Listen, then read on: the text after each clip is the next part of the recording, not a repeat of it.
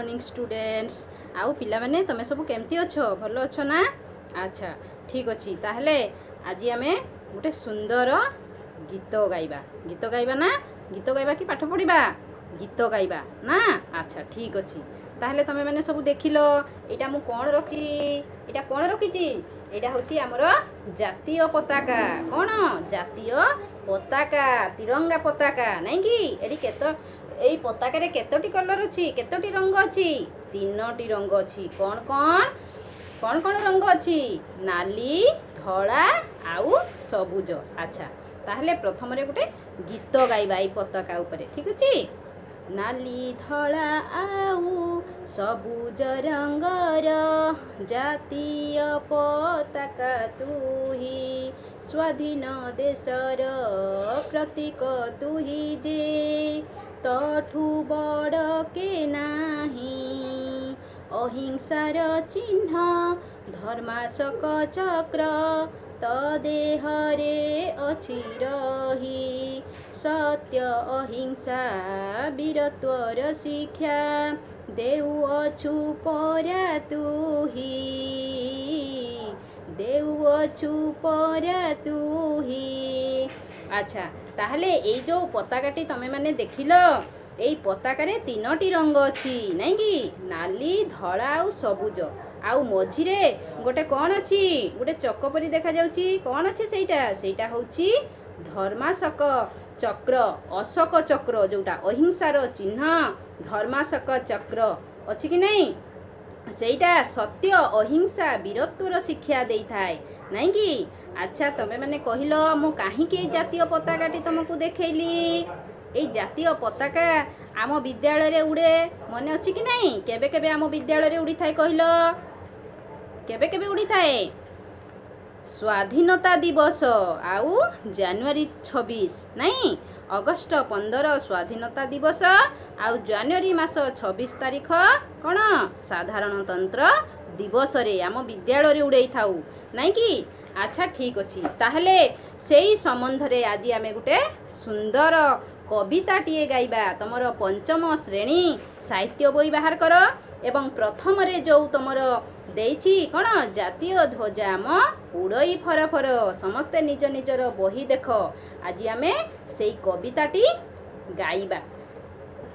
विदेशी शासन रे अधीन थिला देश से काळे भगुथिलु केते जे आमे क्लेश स्वाधीन आजी आमे काहाकु नाही डर जातीय ध्वजा आम उड़ई फरफर एणिकी भल जाहा करिबु सेही काम जातीर इतिहासे रहिब आम नाम कर्तव्य पथे धरी हईबु अग्रसर जातीय ध्वजा आम उड़ई फरफर।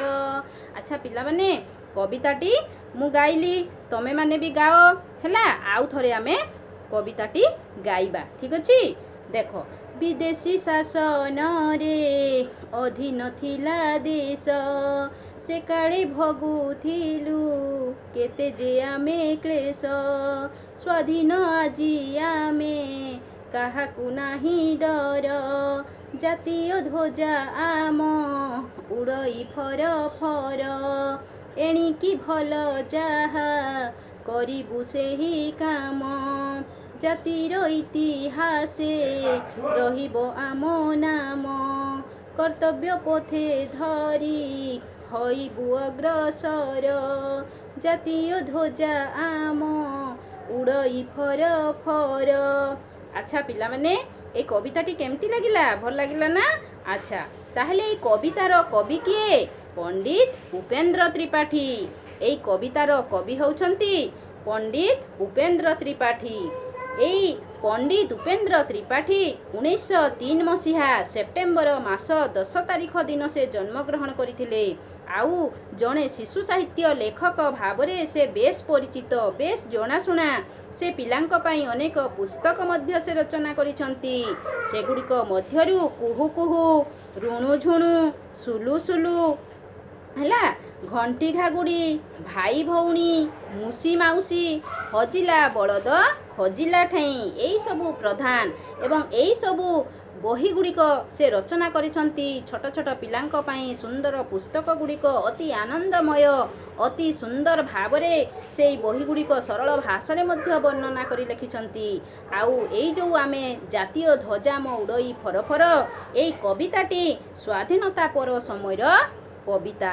ଆଗେ ଆମ ଦେଶ ପରାଧୀନ ଥିଲା, ଇଂରେଜମାନେ ଅନେକ ଦୁଃଖ କଷ୍ଟ ନିର୍ଯାତନା ଦେଉଥିଲେ, ବୁଝିଲା କି ନାହିଁ। ତାପରେ ଆମର ଯେଉଁ ସ୍ୱାଧୀନତା ସଂଗ୍ରାମୀ ମୋହନ ଦାସ କରମଚାନ୍ଦ ଗାନ୍ଧୀ ବା ଯାହାକୁ ଆମେ ଗାନ୍ଧିଜୀ ବୋଲି କହୁଛୁ, ଆଉ ନେତାଜୀ ସୁଭାଷ ଚନ୍ଦ୍ର ବୋଷ, ପଣ୍ଡିତ ଜବାହରଲାଲ ନେହେରୁ, ଏଇମାନେ ସବୁ ଅନେକ ଦୁଃଖ କଷ୍ଟ ନିର୍ଯାତନା ସହି ଆମ ଦେଶକୁ ସ୍ୱାଧୀନତା ଆଣି ଦେଇଥିଲେ। ସେଇମାନଙ୍କ ଯୋଗୁଁ ଆଜି ଆମେ ସ୍ୱାଧୀନ ଭାରତର ନାଗରିକ ବୋଲି କହୁଅଛୁ।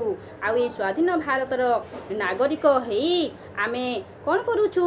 ଆମେ ଅତି ଗର୍ବିତ ଏଇ ଭାରତ ମା ମାଟି ପାଇଁ। ଏଇ ଭାରତ ଏଇ ଦେଶରେ ଜନ୍ମ ହେଇ ଆମ ଜୀବନ ଧନ୍ୟ ହେଇଯାଇଛି, ହଁ କି ନାହିଁ? ଆଚ୍ଛା, ତାହେଲେ ଏବେ ତମେମାନେ ସବୁ ଶୁଣ। ବିଦେଶୀ ଶାସନରେ ଅଧୀନ ଥିଲା ଦେଶ, ଏଇ ଇଂରେଜମାନଙ୍କ ଅଧୀନରେ ଆମ ଦେଶ ଆଗ ଥିଲା, ବୁଝିଲେ କି ନାହିଁ। ଏଇ ବିଦେଶୀ ଶାସନ ମାନେ ସେ ଇଂରେଜମାନଙ୍କ ଅଧୀନରେ ଆମ ଦେଶ ଥିଲା। ଆଉ ସେଇ କାଳରେ ଭୋଗୁଥିଲୁ କେତେ ଯେ ଆମେ କ୍ଲେଶ। କ୍ଲେଶ ମାନେ ହେଉଛି ଦୁଃଖ। ଦେଖ ମୁଁ ଏଠି ଲେଖିଅଛି, ଯେଉଁ ପଢ଼େଇବା ସମୟରେ ଯେଉଁ କଷ୍ଟ ଶବ୍ଦ ଗୁଡ଼ାକ ମୁଁ କହିବି ତୁମେମାନେ ତାକୁ ଲେଖିନେବ। କ୍ଲେଶ ମାନେ ହେଲା କଷ୍ଟ। ଧ୍ୱଜା, ଧ୍ୱଜା ମାନେ କ'ଣ କହିଥିଲି? ଧ୍ୱଜା ମାନେ ହେଉଛି ପତାକା, ପତାକାକୁ ଧ୍ୱଜା କୁହାଯାଏ। ବୈଜୟନ୍ତୀ, ବାନା, କେତନ, ବୁଝିଲା କି ନାହିଁ। ଏଗୁଡ଼ାକ ସବୁ ତୁମେମାନେ ଲେଖିନେବ କଷ୍ଟ ଶବ୍ଦ ଗୁଡ଼ାକ ଶବ୍ଦାର୍ଥ ଖାତାରେ। ସ୍ୱାଧୀନ ଆଜି ଆମେ କାହାକୁ ନାଇଁ ଡର, ଆଜି ଆମେ ସ୍ୱାଧୀନ ଭାରତର ନାଗରିକ ହେଇଯାଇଛୁ। ଆମକୁ ଆଉ କାହାକୁ ଡରିବାକୁ ପଡ଼ିବ ନାହିଁ। ଜାତୀୟ ଧ୍ୱଜା ଆମ ଉଡ଼ଇ ଫରଫର, ଏଇ ଆମର ଜାତୀୟ ପତାକା, ତିରଙ୍ଗା ପତାକା ଫରଫର ହୋଇ ଉଡ଼ୁଅଛି। ଏଣିକି ଭଲ ଯାହା କରିବୁ ସେହି କାମ, ଏଣିକି ଯେଉଁ ସବୁ କାମ ଗୁଡ଼ିକ ଭଲ ଆମେ ସେଇ ସବୁ କାମ କରିବା। ଆଉ ଜାତିର ଇତିହାସରେ ରହିବ ଆମ ନାମ, ଏଇ ଜାତିର ଇତିହାସରେ ଆମର ନାମ ସ୍ୱର୍ଣ୍ଣାକ୍ଷରରେ ଲିପିବଦ୍ଧ ହେଇ ରହିବ। କର୍ତ୍ତବ୍ୟ ପଥେ ଧରି ହୋଇବୁ ଅଗ୍ରସର। କର୍ତ୍ତବ୍ୟ ପଥ ମାନେ ଯାହା କରିବା ଉଚିତ, କର୍ତ୍ତବ୍ୟ ଏଇଠି ଦେଖ ଲେଖିଛି ମୁଁ, ଯାହା କରିବା ଉଚିତ। ଅଗ୍ରସର ଆଗକୁ ବଢ଼ିବା। ପଥ, ପଥ ମାନେ ହେଉଛି ବାଟ ବା ରାସ୍ତା, ହେଲା। କର୍ତ୍ତବ୍ୟ ପଥେ ଧରି ହୋଇବୁ ଅଗ୍ରସର, ଜାତୀୟ ଧ୍ୱଜା ଆମ ଉଡ଼ଇ ଫରଫର। ଏଇ ଆମର ଜାତୀୟ ଧ୍ୱଜା ଫରଫର ହେଇ ଉଡ଼ୁଅଛି। ଆଉ ଏଇ ଜାତୀୟ ପତାକାର ଆମେ ମାନ ରଖିବା, ବୁଝିଲା କି ନାହିଁ। ଏଇ ଦେଶ ଜାତି ପାଇଁ ଆମେ କିଛି ଭଲ କାମ କରିବା, ତାହେଲେ ଯାଇ ଆମର ଜୀବନ ଧନ୍ୟ ହେବ। ଆଚ୍ଛା ପିଲାମାନେ, ତମେ ସବୁ କବିତାଟି ପଢ଼ିଲ, ଶୁଣିଲ, ଆଉ କଷ୍ଟ ଶବ୍ଦ ଯାହା ସବୁ ମୁଁ କହିଲି ତାକୁ ମଧ୍ୟ ତୁମେ ଲେଖିନେଲ, ହେଲା। ତାକୁ ତୁମେ ପଢ଼ିବ, ହେଲା। ତାପରେ ତମ ପାଇଁ କିଛି ପ୍ରଶ୍ନ ଅଛି, ହେଲା। ଏ କବିତାର କବି କିଏ? ତମେ ସବୁ ଏଇ ପ୍ରଶ୍ନ ଗୁଡ଼ାକ ଲେଖିନିଅ, ତାର ଉତ୍ତର ଲେଖିକି ତୁମେ ମୋତେ ପୁଣି ପଠେଇବ, ଠିକ୍ ଅଛି। ଏ କବିତାର କବି କିଏ? ଏଇଠି ଦେଖ ମୁଁ ଲେଖିଛି ପ୍ରଶ୍ନ, ହେଲା। ଆମେ ଦୁଇଟି ପାଦ ପଢ଼ିଲେ ସେଇ ପାଦ ଉପରେ ଯାହା ସବୁ ପ୍ରଶ୍ନ ତମେମାନେ ତାକୁ ଲେଖିକି ତାର ଉତ୍ତର ମୋତେ ପଠେଇବ, ଠିକ୍ ଅଛି। ଆଚ୍ଛା, ଆମେ କାହା ଅଧୀନରେ ଥିଲୁ?